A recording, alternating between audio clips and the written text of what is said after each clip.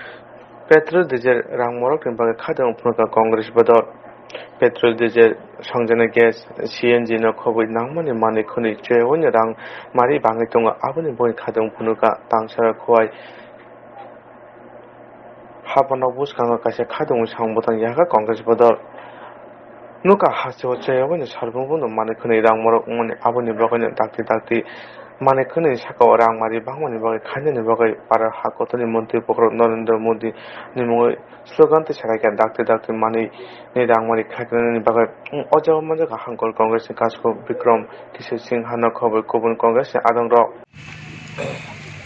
বন্ধুগণ, আপনারা সবাই জানেন 5 রাজ্যে বিধানসভা নির্বাচনের পরে 14 দিনে 12 বার রান্নার গ্যাস ডিজেল এবং পেট্রোলের মূল্য বৃদ্ধি করেছেন।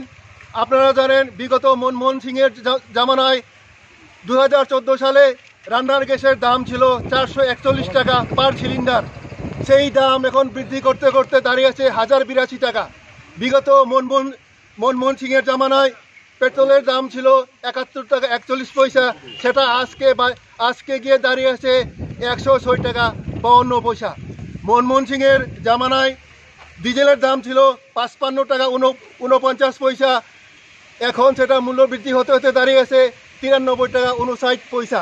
কাজেই বন্ধুগণ, কেন্দ্রীয় সরকার ইচ্ছা করেই শুধু পেট্রোপণ্য জাতীয় দ্রব্য নয়, নিত্য প্রয়োজনীয় জিনিসের দামও বাড়িয়েছেন।